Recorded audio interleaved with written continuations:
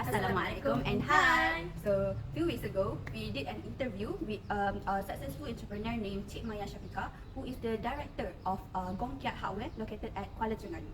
This business involves in wood and hardware industries, which is an uncommon industries owned by Malay Bumiputra. And because of its uniqueness, we decided to find out about it more. During the interview with Ms. Maya, types of communication used are based on communication channel, which is verbal communication. It is an oral face-to-face communication. The reason why we choose this method is because verbal communication is the primary tool for expressing between two or more people. In this communication, style and purposes is informal. Informal communication includes instances of free and unrestrained communication between people who share a casual rapport with each other. During the interview, we were having casual conversation. Communication between MARYAM, IZZAH, and Ms. Maya considered as interpersonal communication that involves a minimum of two persons. We are having a direct interaction between us three that allows immediate feedback and adjustment in our communication. MARYAM and IZZAH interviewed Ms. Maya about her family's business heritage. Communication process involved in this interview is decoding, which is the act of understanding messages or the act of deriving meaning from the messages you receive from others. We, as interviewers, try to understand the information about Cik Maya's family heritage business, also how she became an inspirational entrepreneur. According to E.G. Darren from PIP Strategy, decoding is the counterpart of encoding, where we interpret and understand the messages we receive.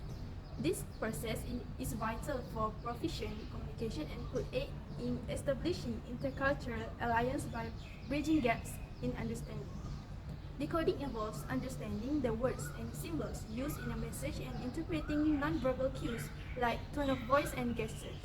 The cultural context, personal experiences, and environmental factors play a significant role in decoding messages in physical and psychological contexts. These factors can influence how we perceive and interpret messages, sometimes leading to misunderstandings. By being aware of our biases and the context in which the communication occurs, we can improve our decoding abilities and better understanding our interactions. For Ms. Maya Body's language, she was very confident in introducing her company background, which is Gongkiat Hardware, as she managed to maintain some eye contact with the host and the camera.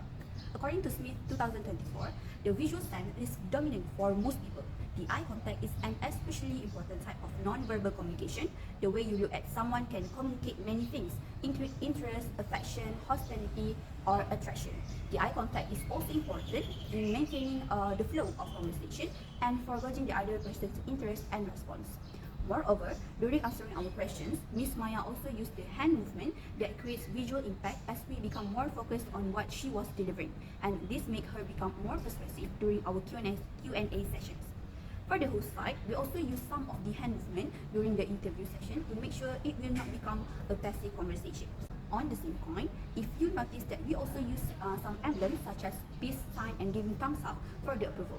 The host IZZAH used a peace sign when the host MARYAM introduced her at the beginning of the video to show a sign of her presence. Facial expressions are perhaps the most recognizable form of body language, so we observed that Ms. Maya's facial expression seemed so calm in answering those questionnaires. She smiles at the host and managed to talk about what we were asking, and this made the interview session become more effective and we can transmit the information accurately.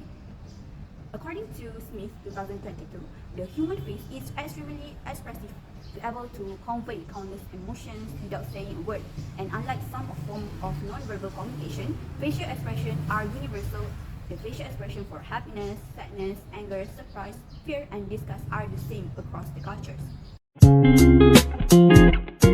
There are some difficulties we face during the interview. Noise distraction are one of the many distractions we face. During the interview, there is sound of lawnmower, sound of kids playing, and also sound of cats necklace, but thankfully, we use a noise cancellation microphone to remove those noises. Other than that, we encounter other problems such as a broken tripod stand and that gave the frame instability. In addition, we don't have enough time to interview Ms. Maya more details since she got work to do and we have classes to attend. It is quite hard to set a date for interviews considering the tight schedule for three of us. Aditya Soni, a certified SEO trainer, stated that noise and environmental distractions can negatively affect communication by creating interference or reducing the clarity of messages. These barriers can arise in various settings such as workplace, public spaces, or even virtual environments. Poor acoustic refers to unfavorable sound conditions in a communication environment. It can interfere with clear auditory perception, making it challenging to hear and understand spoken words or audio content. In conclusion, these distractions should be taken seriously to make sure the interview runs smoothly. Interviews serve as a critical method for communication. Whether it is at work, school, or just chatting with friends, they are key for communication. But to nail interviews, we need to be ready, clear, and look back and learn from the experience. That is where reflective practice comes in. It helps us understand ourselves and find where we can do better and keep growing. So firstly, preparation is a cornerstone of successful interviews. Before an interview, it is essential for both parties to conduct thorough research and gather necessary materials to ensure readiness. As the interview, we think that we can improve on our preparation in the making of this interview, such as prepare more questions because we only prepare about 10 questions, but once we almost finish recording, we need to add some of the questions because we did not reach the minimum requirement for the video duration. Reflecting on our preparation process, we have identified some of the parts that need to improve too as the interview, such as our body language. So during the first session, which is on our second question, we as the host seem awkward during the interview, but after some minutes, we become more active by having some interaction with our interviewee when she was answering our questions.